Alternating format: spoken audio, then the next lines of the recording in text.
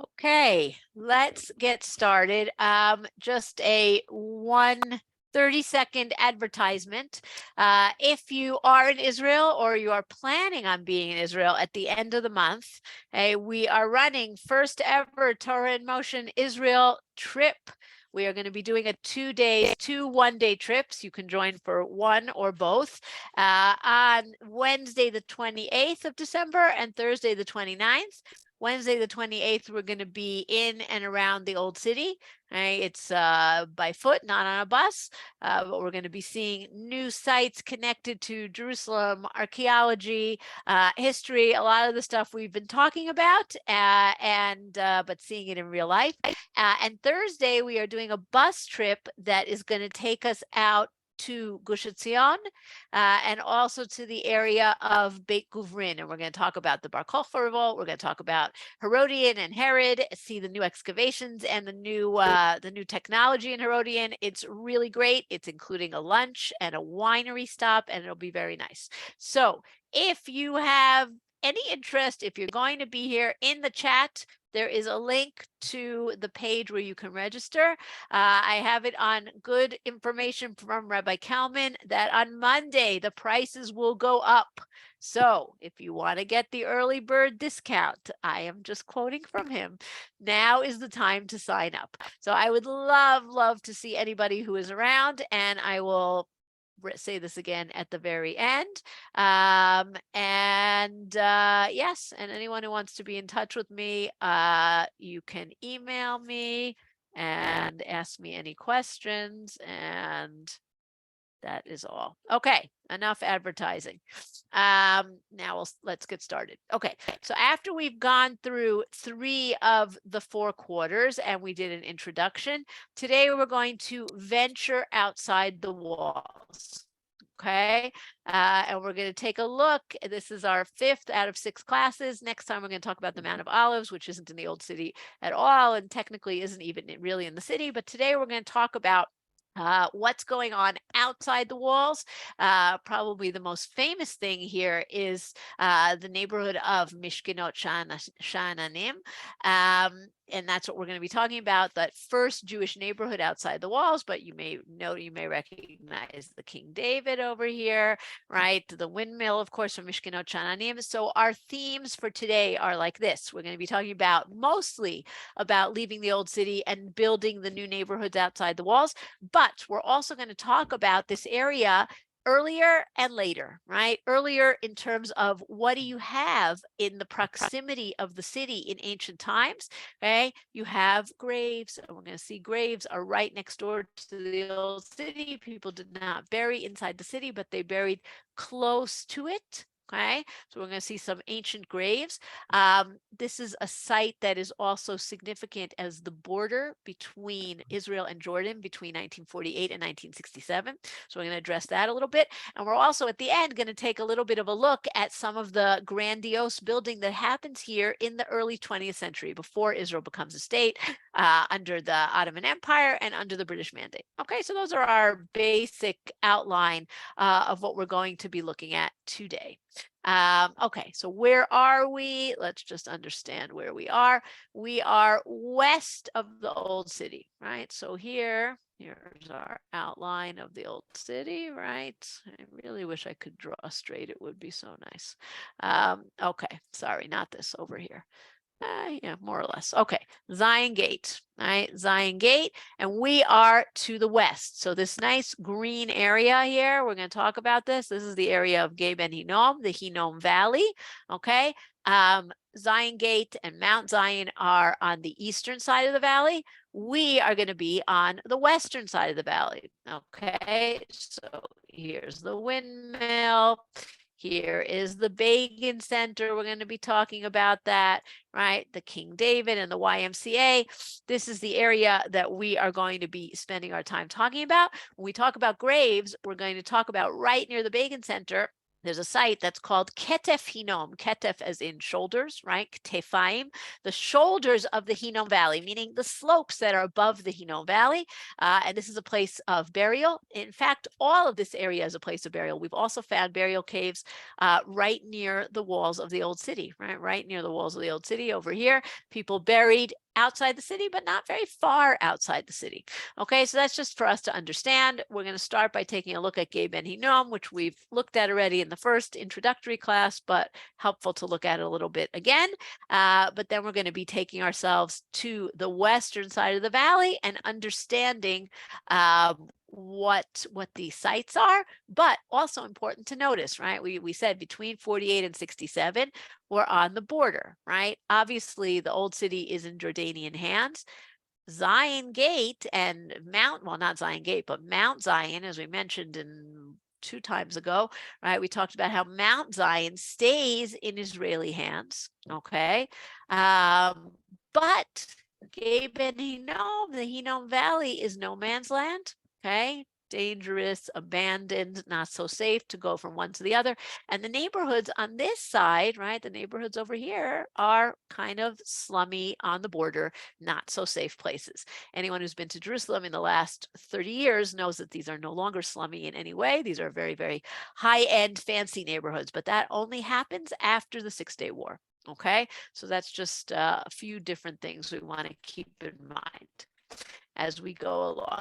Okay, timeline, always helpful. This timeline is a little strange because we have a couple of things that are very early, and then we zoom into the 19th century and the 20th century. But useful to have a sense.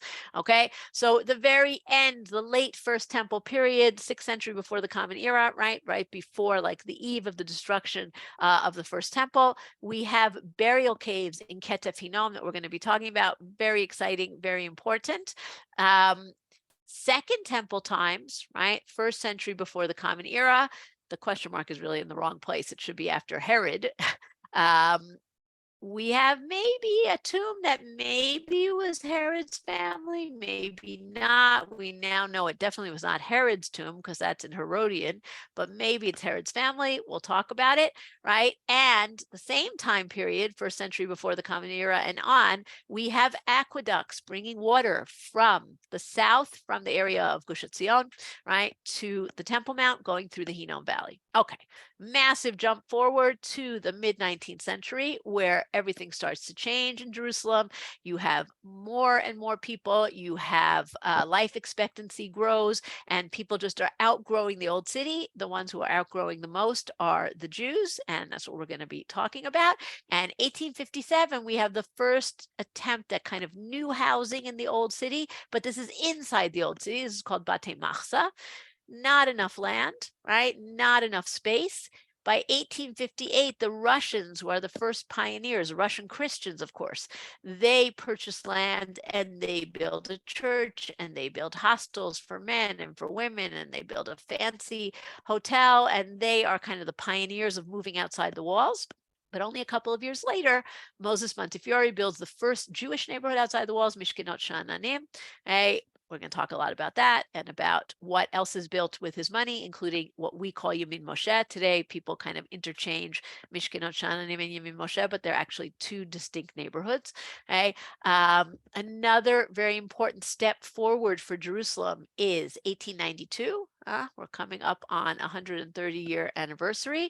The train, the high speed train. Today we have a high speed train from Tel Aviv to Jerusalem. It really is a high speed train. Anyone who's taken it is amazed, right? It takes about as long to get down on the escalators to the train platform as it takes to get to Tel Aviv. It's phenomenal. But here the high speed train was 4 hours long, but that was a very large improvement over the trip on the road, which was 16 hours long. So 1892, we have the train, which really makes Jerusalem much more central and important, okay? By the time we get to the 1920s, the time of the British Mandate, we have another building spurt. The YMCA is built. 5 years later, the King David is built. And we're going to talk a little about the bombing of the King David, probably the most significant event that happens in the King David, in a place that has many significant events. December 1948, the city is divided and we have a secret cable car. We'll get to that at the very end. Between 48 and 67, Yemin Moshe is on the border, and in 67, the city is reunited, and Yemin Moshe starts to become a very fancy neighborhood, which is a controversial story in and of itself, because in order to become a fancy neighborhood, you have to have fancy people, and in order to have fancy people, you have to get rid of the poor and not so pleasant people who have been protecting the border for all those years. So that's a story in and of itself. But that's just to give us a sense of timing. Okay, let's just briefly look back at Gay Ben Hinnom, which we really did talk about, so I don't want to spend too much time on it, but we know Gay Ben Hinnom got shortened. The Gehenna, right? Gehenna comes from Gay Ben Hinnom. We said, why is such a nice valley? Why would you give it this terrible name? Okay, first of all, this is a very, very important valley. Okay, it encompasses the old city on the west and the south, so it protects the city on the west and the south, meets up in the south with the edge of the Kidron Valley, okay, which protects the city in the east, so that the city is protected on three sides, just not on the north. So very significant, and you can see nice 19th century picture, people traveling through the valley. It's an important thoroughfare. It becomes a place, there's a market there. We'll get to that in a few minutes, but why is it Gehenna, right? So it's Gehenna because in the book of Jeremiah, in chapter 19, Jeremiah talks about what people would do in the valley of Hinnom, in Gay Ben Hinnom. What they would do is they would worship the Molech, right? This particularly egregious and horrific idolatry, which involved some form of child sacrifice. And Jeremiah says, one day, lo yikareh lamakom hazeh od tofet b'gei ben Hinnom ki im gei haharegai. He says the name is going to be changed from the valley of Ben Hinnom, Mr. Ben Hinnom's valley, to the valley of slaughter. But that's not what happened. What happened is that the name of hell was given the name of this valley, right? Not so fair to Mr. Ben Hinnom, but what can you do? It's the way history goes. Down in the valley, we have a few very interesting things, okay? One of them is a cemetery over here on the right. This is a cemetery that's still being used, that has been in use since the Middle Ages, at least since the 13th century. It's a cemetery for the Karaite community. Okay, the Karaite community in Jerusalem is a community that's been around for a very long time. They claim they've been in Jerusalem since the 6th century. We don't have proof of that, but it seems pretty clear that they've been around certainly for 800-900 years in Jerusalem. And because they see themselves as separate from Jews, and the Jews see themselves as separate from them, they have their own. They had their own cemetery, which is still being used today. So it's down in the Hinnom Valley. As you can see, it's not super taken care of, but it's in better shape than the cemetery that's next door, which we'll talk about in a second. But just interesting to see in the picture. You can even see it in the picture of the Karaite cemetery. There are more ancient burial caves on the side, right? All the valleys around Jerusalem have burial caves, including Gay Ben Hinnom. So there are some ancient burial caves there. Another cemetery close to the Karaite cemetery is a cemetery called the Sambuski Cemetery. This was a cemetery that was used up until, give or take, 100 years ago, during the time of the British Mandate. It was a cemetery, what we would call today Potter's Field, right, for people who really couldn't afford a nice grave for themselves. So this was meant for poor Sephardim, as you know, it was run by the Sephardi Kehillah with their money, but for people who really couldn't afford anything. And eventually it stopped being used. But it was also used for something else fascinating. It was the place where you would bury things that go into Geniza, right? We know that if you have an old Sefer Torah, an old Siddur, an old Tanakh, you can't use it anymore. Of course, you don't throw it away. You put it into Geniza.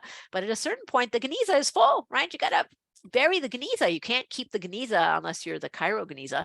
You don't keep it in the shul forever. And at a certain point, every few years, the Geniza is emptied and it's actually taken to be buried. And this still happens today, by the way, but not here. And this was the Geniza for books as well as for stones from the Kotel. Right? If any stones fell out, some people might remember a few years ago, there was a stone that popped out of the Kotel, right? And they actually put it back. But sometimes this would happen. And because it has proximity to the Temple Mount, it has holiness, and they would bury it there. So this was a cemetery. And we know we have we have evidence that in the 19th century, there was actually a regular parade to bring books to the Geniza, books from the Geniza to burial. They would bring them under a chuppah, right? Very, very cool. Today, sadly, this cemetery is very abandoned and neglected, and you can see it's in terrible shape.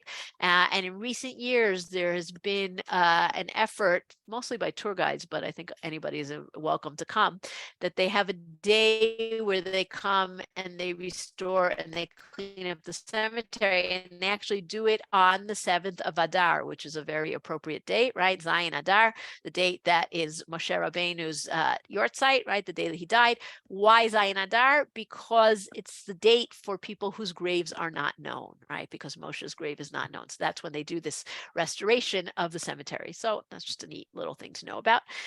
Sultan's Pool. Okay, many of us have walked over the bridge that leads from Derech Hebron towards the old city. Maybe you have even gone to a concert in Sultan's Pool or to the crafts fair in Sultan's Pool.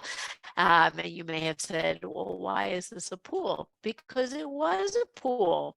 Okay, in Ottoman times, Sultan Suleiman put, there was a pool here and he put a fountain, a sabil on the bridge. The fountain the structure can still be seen. And this is also a place that had, is part of the aqueduct system, bringing water from south of the city into Jerusalem. So there really was a pool here, and you can see it here. In Ottoman times, there used to be, and even in British Mandate times, there used to be an animal market here in Sultan's Pool. But today in modern Israeli Jerusalem, this has all been cleaned up, and Sultan's Pool is used as a venue for concerts and crafts fairs and film festivals and all sorts of things like that. So kind of a different thing. One last thing about Sultan's Pool. Before people really understood so much about archaeology and understood where was the city of David and where were the stories that take place in David's time, right? The idea was that David dwelt in the Tower of David, which you can see in the back of the picture over here by Jaffa Gate, which of course he did not, but that was what people thought.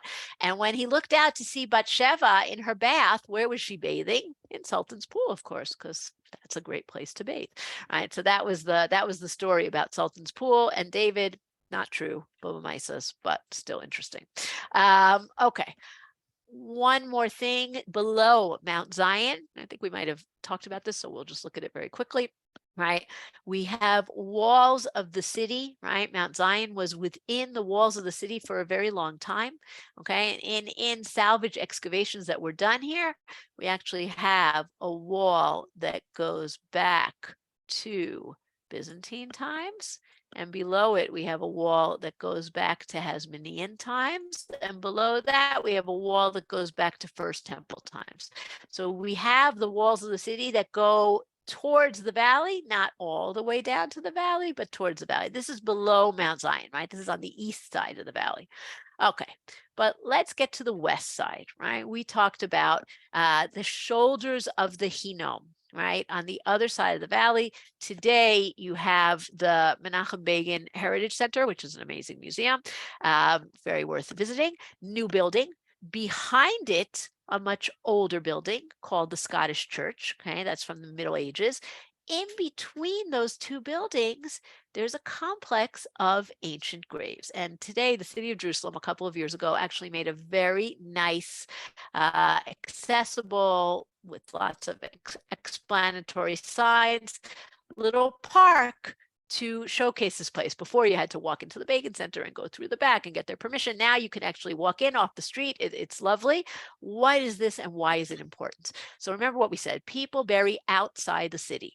Okay, Jews do not bury inside the city, but they also don't go very far to bury. So you have something that's close by. And this shoulders of the Hinnom Valley, that's a good place to bury. So the fellow who's sitting here on the rock is Professor Gabi Barkai, who's a very well-known Jerusalem archaeologist. He's the guy to go to if you want to know about burial caves in Jerusalem, burial in Jerusalem in general. And he excavated here in the late 70s and the early 80s. And they found burial from Roman times, right? They found actually burial from Byzantine times, burial from Roman times, but then they found burial from First Temple times, which is very exciting, right? Now, how did they bury in First Temple times? And we talked about this a little, I think, on other classes. What they did is what we call primary and secondary burial. They laid out the bodies to be buried, and this is not a great picture. If you come, you can see it much better. You can actually see this was a cave. It was covered. The top of the cave fell in, but you can actually see kind of outlines. Think of like paper dolls, right? Cutouts of people with a place for the head. And they would lay the body out. The body would lie there until it decomposed, give or take a year. Okay. And then you would take the bones and you would put them in what's called a ma'asefa, a gathering place, right? Because what's the classic language in Tanakh when someone dies? Vayesaf el avotav. He's gathered onto his fathers. We say, oh, that's such a beautiful metaphorical phrase. It's beautiful and metaphorical, but it's also actually physically true. They actually took your bones and put them with your father's bones and your grandfather's bones and your great grandfather's bones. Everybody's bones go together. Okay. Now, that's just interesting to see. But we also know that in First Temple times, people buried with stuff. And everybody's very shocked by this. What? Jews didn't do that? Yes, Jews did that, just like Egyptians did and just like Canaanites did. Everybody buried with stuff because nobody knew what there was going to be when you get to the next world. You better take some Seidala Derech, right? You better have some stuff with you. Now, that should be very exciting for archaeologists, right? Because we'll find that stuff. And not so fast, right? Just like I know their stuff and the archaeologists know their stuff, grave robbers knew there was stuff long ago. And almost all of these caves have been plundered, have been robbed. We have caves in the Kidron Valley that have inscriptions that say there's nothing in here. Don't look for anything, right? Or you'll be cursed if you open these, but that didn't deter anybody. So Gabi Barkai comes and he's excavating here. And it's exciting and it's important, but he doesn't expect to find too many treasures because all these places have been plundered.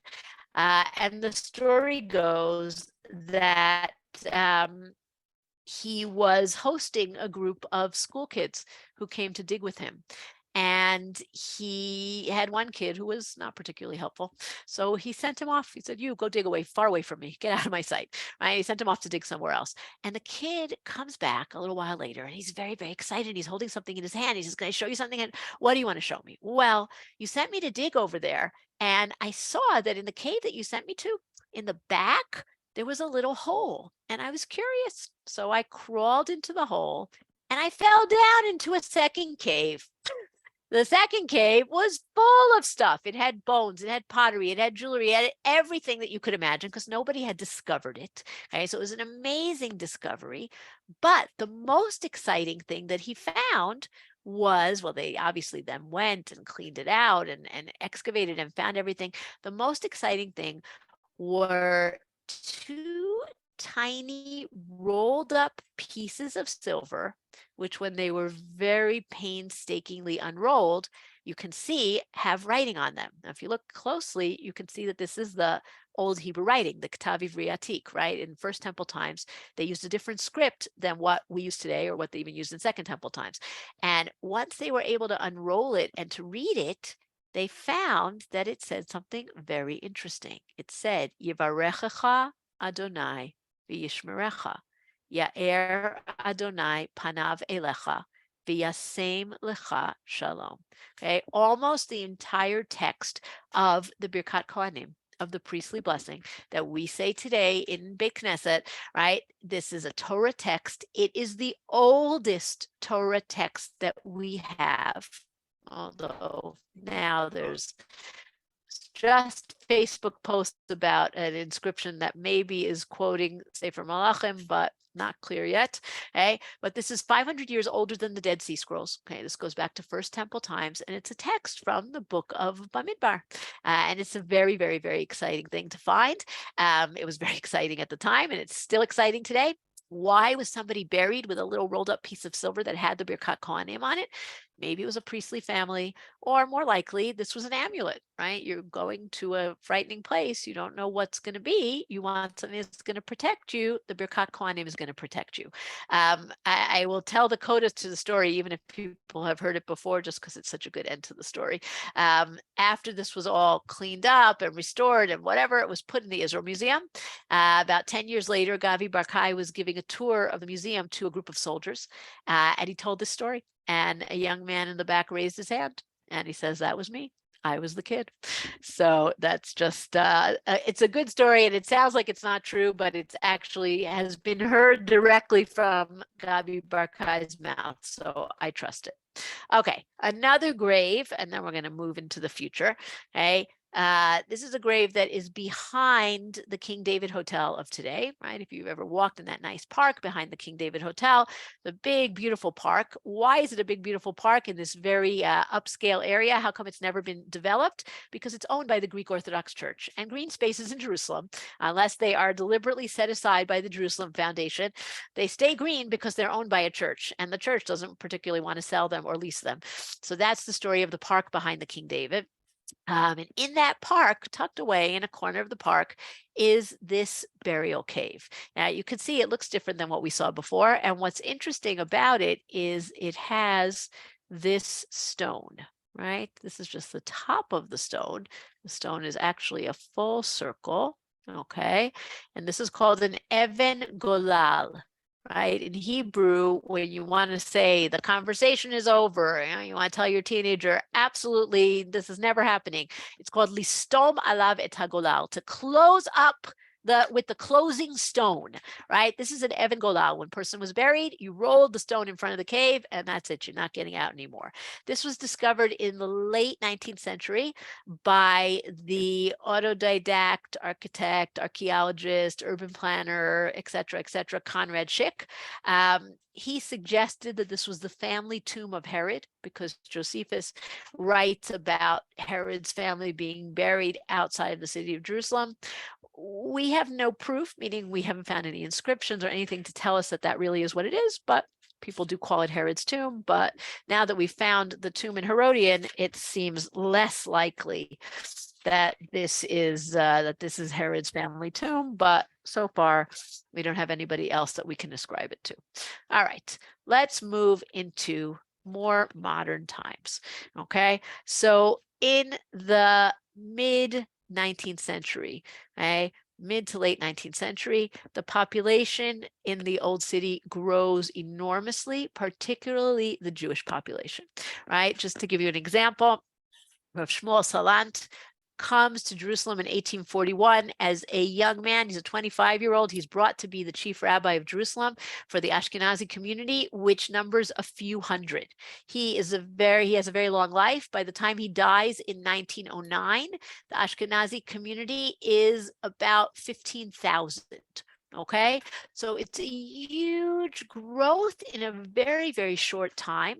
The other communities grow too, but nothing like the Jews. The Jewish community grows the most. This is the beginnings of Zionism. People start coming, okay? And the old city and the Jewish area is the smallest of all the areas. There is somewhat of an expansion into the Muslim quarter. We talked about this last time, but it's not enough space. The Jews tended not to own property. They had to lease it, and they got tiny areas for ridiculous amounts of money. Landlords completely had the upper hand, so they would have people pay a full year's rent in advance, and then they'd find someone who was willing to pay more and they'd kick you out, right? Terrible conditions. Not only that, but because it's so crowded, it becomes very unsanitary. The Ottoman Turks who are in charge don't care at all about the old city, so they take out the garbage exactly once a year on Erev Pesach. Hey, people empty their chamber pots out into the street. Terrible conditions, just no space. Okay? Besides the fact that Jews are not exactly treated wonderfully by the Muslims and the Christians who were in the old city with them. So there needs to be a solution. Now, like we said, not only the Jews want to move out, okay, you have other groups who want to expand too, not necessarily because of overcrowding, but for lots of different reasons. And the Christians want to expand because they want each country wants to have a foothold in Jerusalem. And that's why in the late 19th, early 20th century, you have every one of the European powers comes and builds something in Jerusalem. And that's why you have these crazy representations of so many different countries in Jerusalem, France and Germany and England, and Russia is the first one. Okay? The Russians have many, many pilgrims who come to visit Jerusalem. It's a very long and arduous journey, so they're not exactly coming for the weekend. They need to come, stay for a few months before they can go home. Where are all these people going to stay? They have nowhere to be, right? Plus, they're all crowded into that Church of the Holy Sepulchre, very, very crowded, and a few other small churches. They want to have some space. So what they do is they decide to build not one building, but a compound. And anyone who knows a little bit about Jerusalem knows right by City Hall at the end of Jaffa Road is what we call the Russian compound, which is made up of a bunch of different buildings, okay? Some of which are still in their original use, like the church, most of which are not, right? Some of them were taken over by the Jerusalem police force. Some of them, one of them is now a museum, what used to be the women's hostel, which turned into the British prison, which turned into the museum of the underground prisoners, one of which has been turned into a luxury hotel, right? A lot of interesting things have happened in the Russian compound. But the Russians choose this location, if you can remember where it is, it's literally a 5-minute walk from Jaffa Gate, right? You want to be outside the old city, but you don't want to be too far outside the old city because that's very dangerous, right? That's not a safe place. You want to be close by. Plus, you want to be able to go to all the pilgrimage sites in the old city. So that's the first pioneer, but we want to talk about the Jewish story. Okay, so what do the Jews do? They begin by deciding to build something inside the walls. Okay, so they take a property in the Jewish quarter right near Mount Zion, okay, and they get some money. We'll talk about from who in a minute. And they build this very beautiful building, which is still standing today. It's been restored, but it's still the original building. And it's called Batei Machaseh La'aniyim Bahar Tzion, Tivneh V'Tichonen. Okay. Batei Machaseh, shelter houses for the poor on Mount Zion. Okay. This is money that comes from a kollel, a community organization, not a kollel like we think today of people who sit and learn all day, but a kollel in the 19th century means a community organization. Is called Kollel Hod, Holland v'Deutschland, right? Jews of Holland and of Germany, they give some of the money, okay? We're going to see who else gives the other money. And in 1857, they build this house, this building. Everybody gets a luxurious 2-room apartment. There's a cistern for water. Ah, fabulous. What could be better? What could be better? You needed a lot more spaces. There's not enough space here. Today, by the way, this is used as the Talmud Torah for the Zilberman School in the Old City. The other money, not all the money comes from the community organization of the Dutch and the German Jews, but it comes from a family whose shield is depicted right here.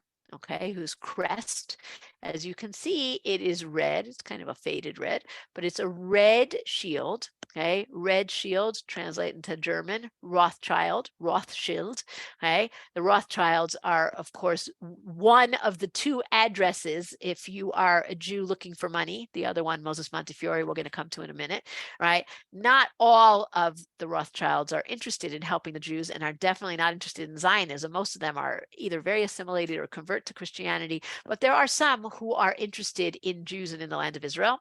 Okay. And they get money from the Rothschilds to build this. What's interesting about the crest, by the way, it's a red shield, very nice. But you can also see that there are 5 arrows that are tied together. And the story goes that the patriarch of the family, Amschel Rothschild in Frankfurt, had 5 sons. And he called them together and he took out an arrow and he showed them, here, look how easily I can break this arrow, snaps it in half.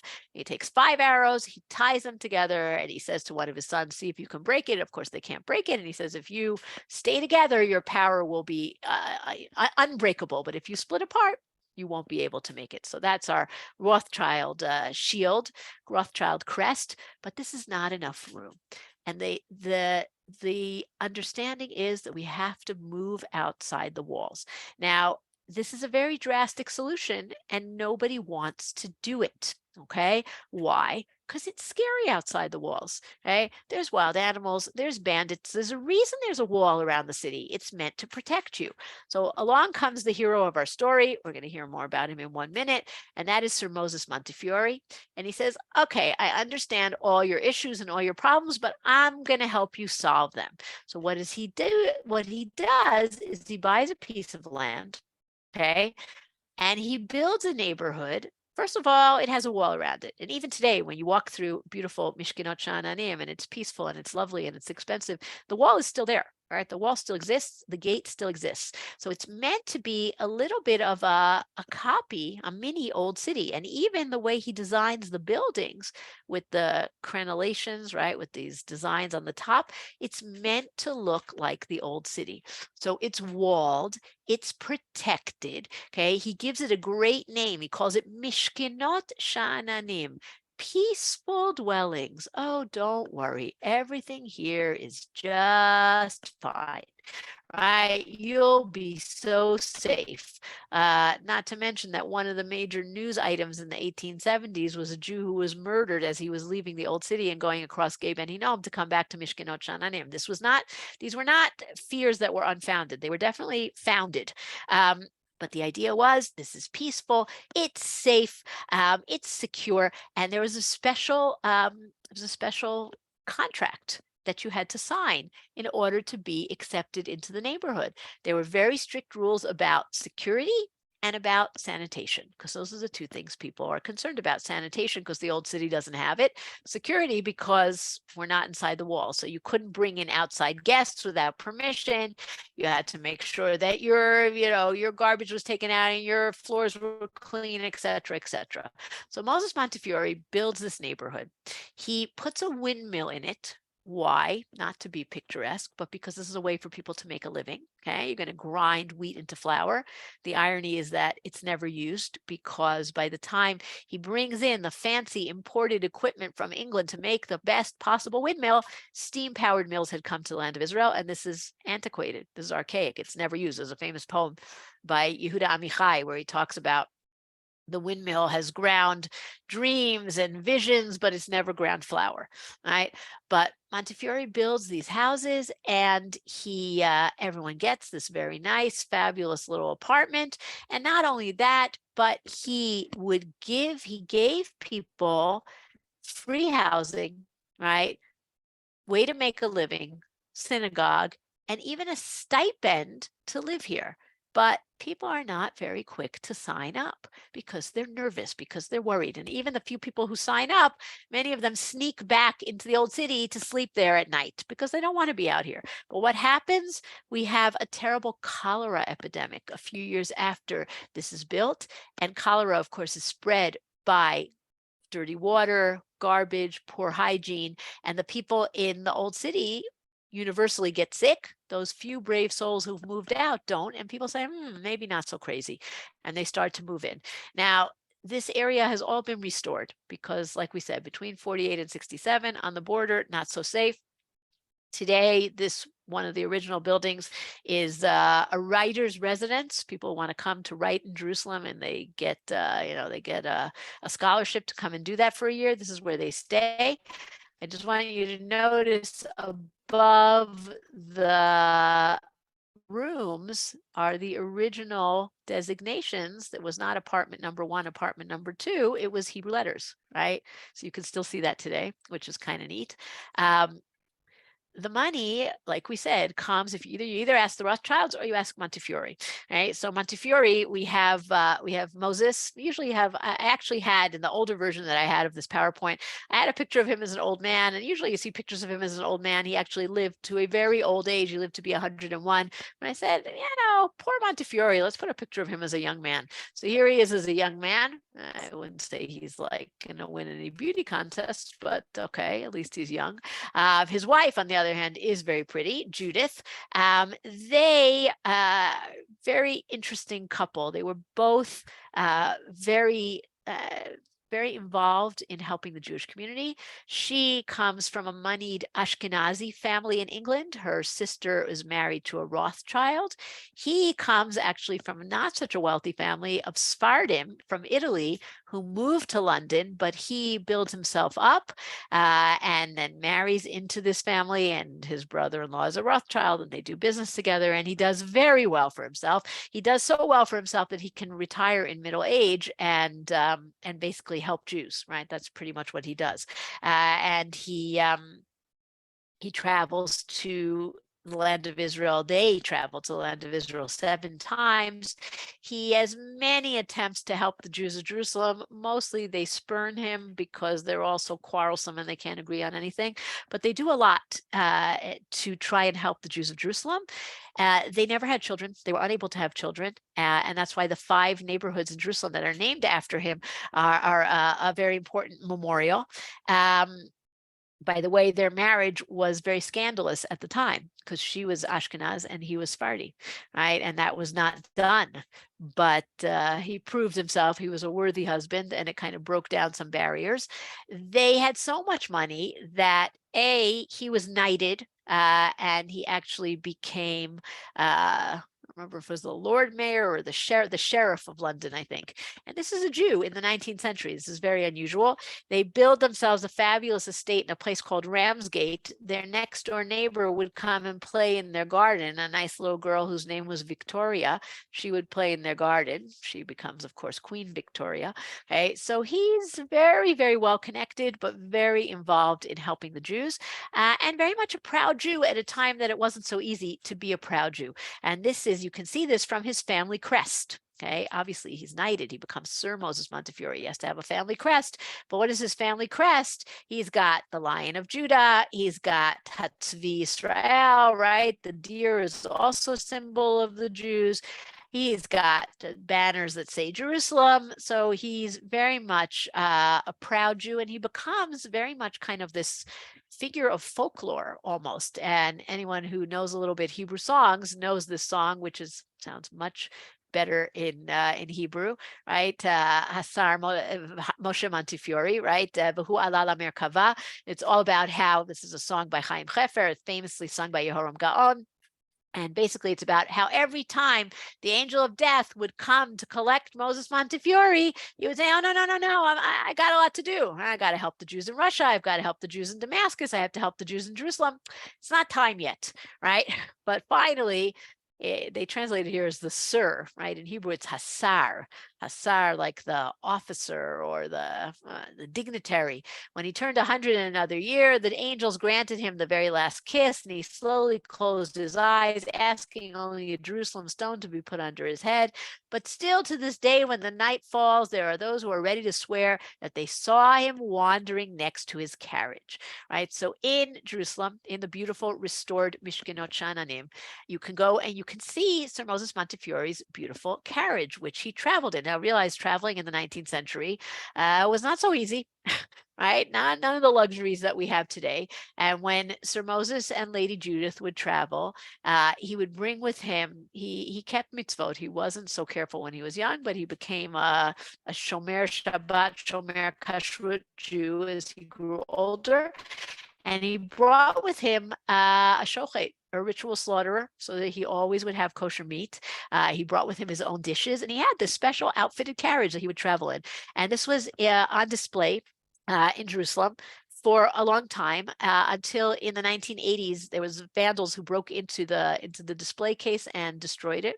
And this is what's there today is a reconstruction of the famous carriage. A little sad, but still nice to know about. And that's Sir Moses Montefiore. But not all the money came from him. Less well known than Montefiore, although somewhat well known by American Jews, was another wealthy Jew whose name was Judah Turo. Judah Turo, who dies before Montefiore. He was older than Montefiore, right? Montefiore lives from 1784 to 1885. Judah Turo was born in 1775, right? 9 years earlier, but he dies already by 1854. okay, 30 years before Moses Montefiore. He wants to give money to the Jews of Jerusalem, but they are such a fractious bunch. He doesn't want to give them the money directly. Nobody's going to use it properly. So what do rich people do? They give their money to other rich people. So he calls up Sir Moses and he says, listen, I'm giving you $50,000, $50,000 in the 19th century, quite a lot of money. I want you to use it to help the Jerusalem Jews. And he gives it to him. And with that money and with Montefiore's own money, they build the neighborhood of Mishkinot Sha'ananim. And that's why when you go into Mishkinot Sha'ananim, the dedication sign, which was harmed in the battles between 48 and 67, but you can still see it mostly, right? Mishkinot Sha'ananim nityasdu me'et trumot hakesef, right? This is given from the donations. Asher heniach acharav hagvir Yehuda Turo. Okay, that he left behind him, the Gvir, right? The wealthy, important man, Yehuda Turo, Nishmato Eden, Mikahal Kadosh, New Orleans. Okay, New Orleans, Bimidinat America. That part is hard to read. Okay, Alpi Hasar Moshe Montefiore, and it tells you the date, 1860. His ring and the deed of land were put into the foundation of the building. So Judah Turo is also involved. If you've ever wandered around Mishkinot Sha'ananim and you've seen a street sign that says Tura Street, Tura Street, it is a sad misspelling of Judah Turo, who we should be proud of, and we should spell his name right, but what can we do? We don't. All right, Moses Montefiore goes on and gives more money, both in his lifetime and after his death. If we had more time, I would quiz you on what are the 5 different names of the Moshe neighborhoods. In fact, you can put them in the chat and we can look at the end. If you know any Moshe neighborhoods, there are 5 distinct neighborhoods named after Moshe Montefiore. And this is dedication signs to his neighborhoods in the area of Nachlaot. But just one last little bit about him. So there was more land. This is a place called Kerem. You can see Kerem Moshe Montefiore Yehudit. Okay, there was land by Mishkinot Sha'ananim. It was meant to be built as housing for the poor. It ended up in the hands of Montefiore's nephew because, as we said, he didn't have children. And the nephew misuses it. Squatters come, they move in, they get thrown out, and a new neighborhood is built there in 1893, which is called Yamin Moshe. Okay, so I gave you one of the names, right? And that's what we today call that area, Yamin Moshe, but really it's 2 different neighborhoods. And Montefiore is remembered in many different places, including on old banknotes of Israel. But let's see, I'll look at the end. Okay, so let's go more into modern times. So this was a neighborhood that was the first one outside the walls, but many more are built soon afterwards. It's not a particularly prestigious neighborhood up until 1948. In 1948, it is on the border. So first of all, in the battles of 1948, it's a very famous picture, the top of the windmill is blown off. You can see it today because it's been restored. Okay. After the war, this is on the border. And if you look at this picture here on the right, this is a great picture. You can see the walls of the old city in the distance, right? And you can see the wall and the sandbags and the snipers set up in the area of Mishkinot Sha'ananim, protecting against any attacks that might have come from the old city, with Gei Ben Hinnom as no man's land in the middle. So this was not a desirable neighborhood. It was on the border. What happened in 1950s Israel with non-desirable neighborhoods? Who gets stuck there? New immigrants usually, poor people, often those are one and the same, and whoever doesn't have a lot of choices, the government says, you're moving here, you're moving here. So, okay, you say, great, they survived those 19 difficult years. 1967, the city is reunited, they're sitting on a gold mine, right? Not so right. Basically, Teddy Kollek and the municipality of Jerusalem decide that this area is going to be turned into a beautiful place for beautiful people. They want it to be an artist colony, and they have to get rid of the less beautiful people. And that's what they do. And they say, oh, we've built you new, beautiful shikunim, new, beautiful apartment buildings in the katamonim. And actually, this is the very first time, they don't win, but it's historic because it's the first time that it's done, that in socialist Israel, socialist colonialist, paternalistic Israel, people actually stood up and said, we're not going. And they protested. And they protested. They said, we're not leaving. And in the end, they were forced out, but they did protest, and it led the way to people not being forced out of other neighborhoods like Musrara, for example, when that was gentrified and that was beautified. Okay, we're going to move on from Mishkinot Sha'ananim in our last time that we have. Let's talk a little about the train, okay? So the train comes to Jerusalem in 1892. This was another idea that originally was Montefiore's idea. It's not successful. He doesn't manage to pull it off. It's complicated till they can get the investors, till they can get the backing, the approvals, et cetera, et cetera. But eventually it's built. It's not built particularly well, and anyone who's an old timer in Israel may remember the train, right? And the jokes about the train. People would the famous joke of a guy walking alongside the train tracks, and the conductor leans out of the train and he says, "You want to ride?" And the guy says, "Oh no, thank you, not today. I'm in a hurry," right? Because the train was just ridiculously, ridiculously slow.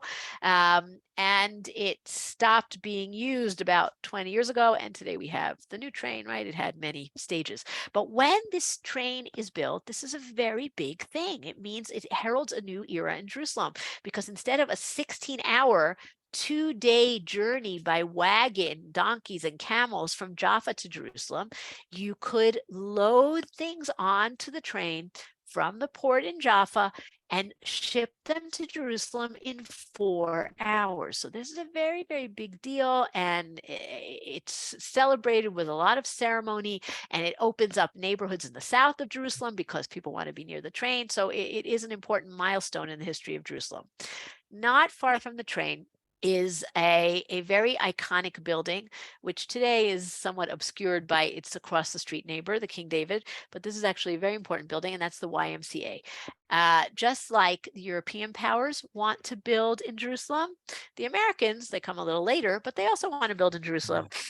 And in 1926, they decide to build a classically American building, a YMCA, right? A Young Men's Christian Association. The idea of the building, both in form and in function, and it's still true today, is to connect between the religions, right? Today there's a day camp for Christian and Muslim and Jewish kids, and there's a sports center that's used by everybody, and it's meant to be kind of this island of coexistence.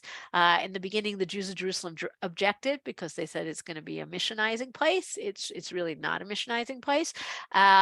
And even the architecture of the building is meant to showcase themes from the three religions. So first of all, strange as it might sound, the skyscraper of Jerusalem was designed by the exact same architect as the skyscraper, or one of the skyscrapers of New York, the Empire State Building.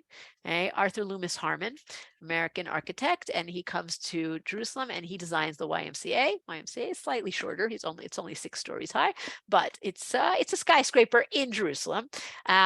And it has many, this is the architectural historian, David Kroyanker, calls the YMCA a sermon in stone, because it has all this iconography, all these symbolic things, right? 3 buildings, you have the Trinity, you have the Shema on one building, you have the Muslim call to prayer on one building, you have many, many Christian images, right? Jesus is the Lamb of God.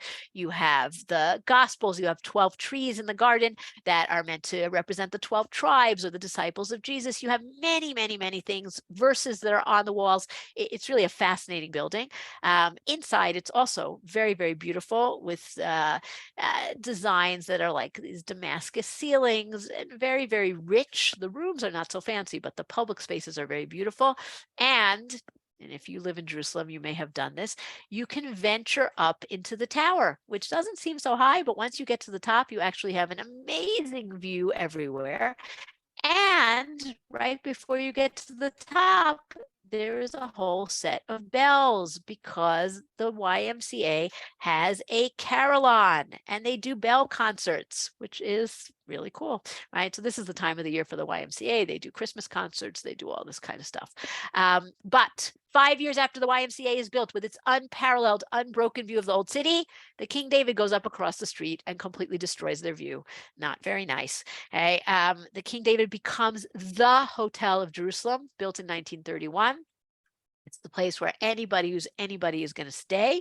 It's meant to look like an Eastern palace, okay? And it becomes the most important place where anybody who's a dignitary is going to come to. If you've been inside the King David, you may have seen what they did for their, I think it was their 75th anniversary. They made like a fake sort of like a red carpet with the signatures from their guest book of all sorts of famous people. So they really had all sorts of important people staying there. But what the King David is most famous for is not something to do with the King David, but rather with the Irgun. July 22nd, 1946, because the King David was part of British headquarters in Jerusalem, there were explosives that were smuggled in milk cans. And the Menachem Begin, to the end of his days, swore that he telephoned the British with a warning to evacuate the building, and they ignored the warning. And an entire wing of the building was blown up, and 91 people were killed, Jews, Christians, and Muslims. Why did they want, this was an operation that originally the Haganah was involved in, and then they pulled out, and only the Irgun did, but why were they so interested in doing this? It wasn't only to terrify the British, but there were documents that had been taken from the Jewish agency 3 weeks earlier that implicated many Haganah members, and the desire was to get rid of these documents. So it actually was to help the Haganah, but they in the end didn't do it. The Irgun did, and this was something that was one of those last straws that that led to the British needing to get out of the land of Israel. But this was a very, very important thing. And if you ever walk by the King David today, you will notice that one of the wings has been completely rebuilt.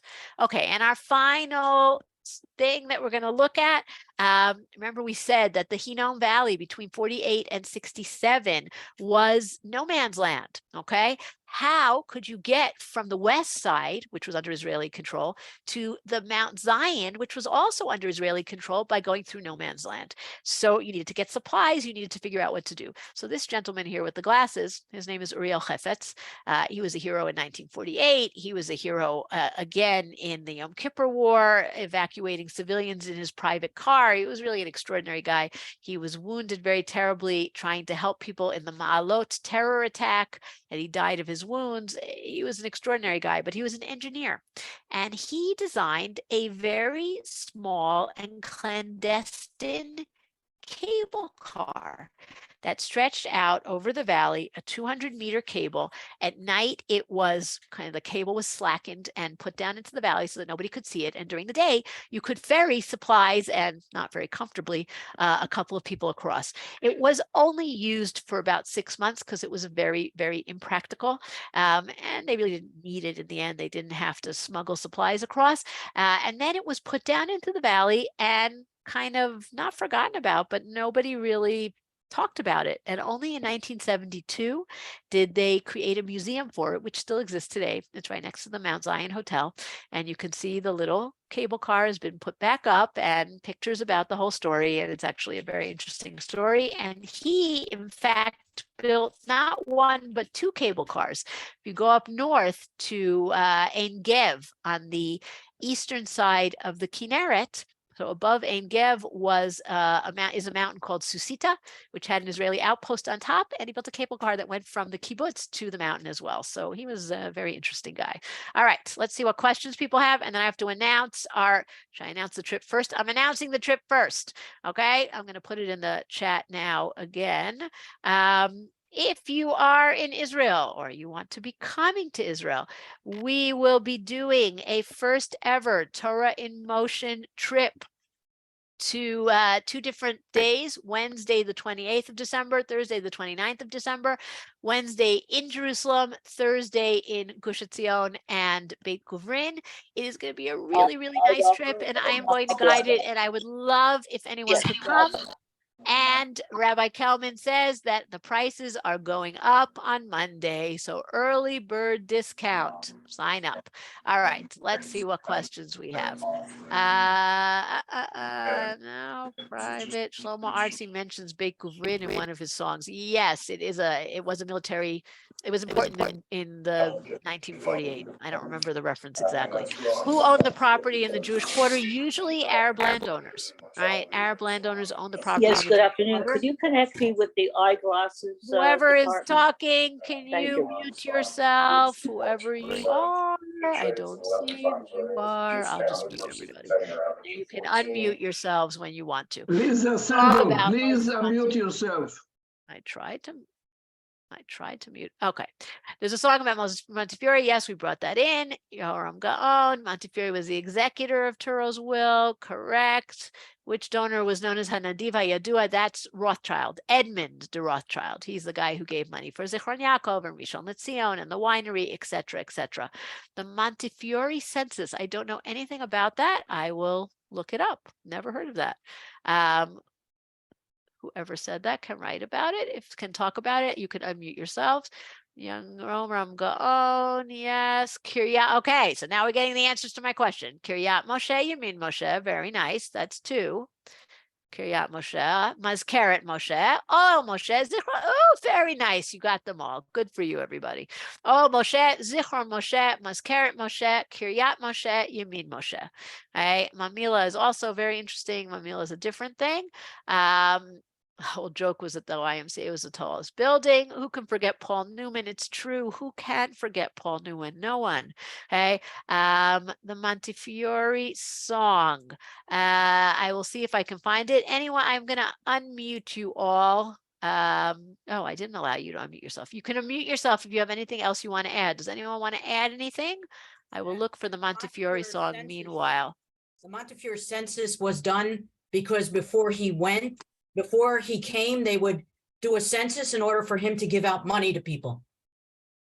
Ah, very nice. So they had it, And we and actually the original copy, the original pages exist. That's the link I sent. So he did it in 1839, 1840, 49, 55, 66, and 75. And you can look at who was living there and the different kolalim that existed all over Israel. Oh, that's amazing. Thank you. That's a very, very interesting thing. Thank you so much. Oh, here's the YouTube, and I posted the lyrics. Okay, so All right. thank you. In the old city, they only started digging up and modernizing the infrastructure and the plumbing in 71. We were living there then. And also at that time, there were still a few stores and people living on Mamila.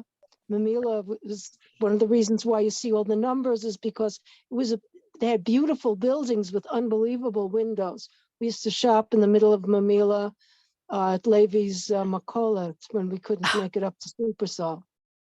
That's very cool. All right. I love the living history. Very nice. Anyone else have anything they want to add? Yeah, Shulie, my father, years and years and years ago, after the King David was built, he would still take a room in the YMCA across the street on the highest floor so that he could have the old city at the YMCA cheap rate. And so he always took a room in the YMCA. Very smart. Yeah. But so you have to go. It used to be 5 shekel to go to the top. Now it's something like 20 shekel, which is disgusting, but it's still cool. But then he would go to have breakfast in the King David because that was the big. Very smart man. All right. Thank you, everybody. Next week is Hanukkah, but we have a class unless I hear otherwise. So it is our last class. Chag Sameach, Toda Rabba. Chag Sameach. Thank you, everyone. Shabbat Shalom and Chag Shabbat Sameach. Shalom. Chag Sameach, Shabbat Shalom. Thank you. Thank you.